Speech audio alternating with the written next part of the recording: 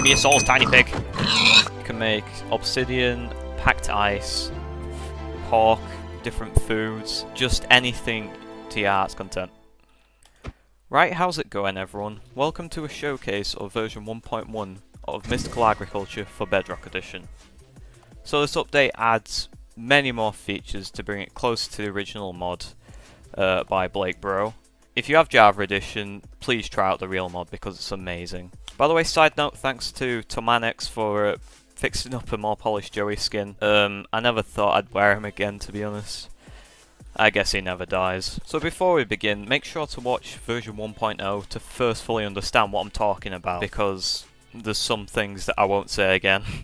Now before we get into the video, let's have a word from our sponsor, my very own Discord server. Hey, you seem like someone who likes Minecraft add-ons.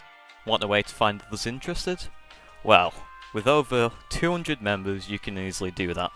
Along with that, you can also influence how my add-ons develop. Even better, if you're skilled enough, apply for the add-on creator role and help others who are struggling. Also share your own creations to others, even report newly found bugs in my add-ons, which I'll confront as soon as I can. And the list goes on. Now the link to join is easy as it is to remember.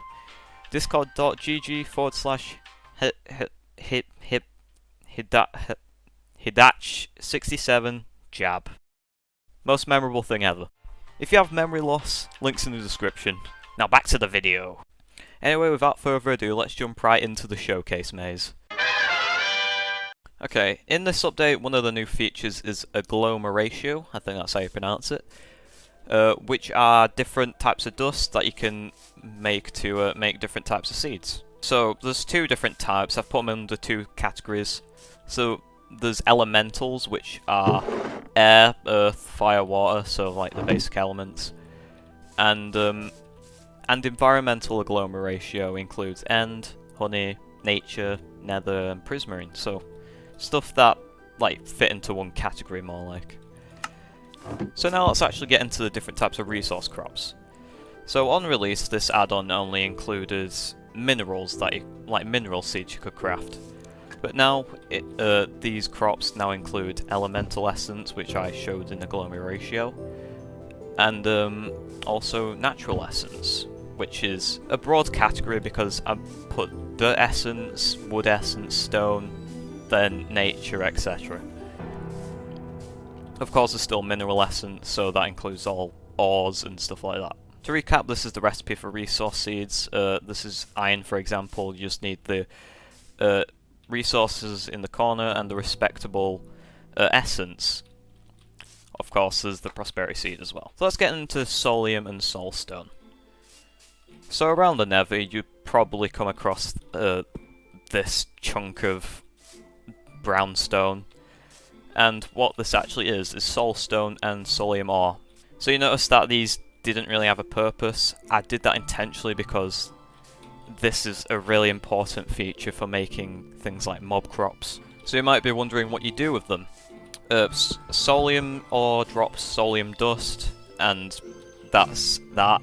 But soulstone, it drops cobble soulstone, which you can smelt into soulstone, and then smooth soulstone, and then you finally get soul dust. Please note that these are different, so don't get confused between them. So before we actually get into what we can do with these, I need to introduce you to these two new items, prosperity ingots and gemstones. How to make it is just around 9 ingot or a diamond with prosperity shards, like in this pattern. And this is like a base for making different types of ingots, like soulium ingots and soulium gemstones. And the recipe is just like this. It's really simple. It's just 2 soulium dust. Make sure it's soulium, and then you can get these. Now you might be wondering what you can actually do with these. So let's show you. First you can make soul glass with soul dust, and surround it like this. It's just like the gemstone recipe. And with that soul glass you can make soul jars. So you need 3 soul glass and 1 soulium ingot. And these are a very special item because they are able to harvest souls from any mob, or almost any mob. And all you need to do is put it in your offhand or it won't work.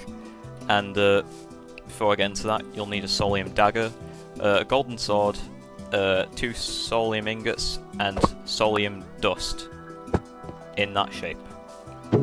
Now actually in the infusion altar you can actually attune these to apply to certain mobs, so hostile or passive. So we'll take those so it'd be easier to take some souls.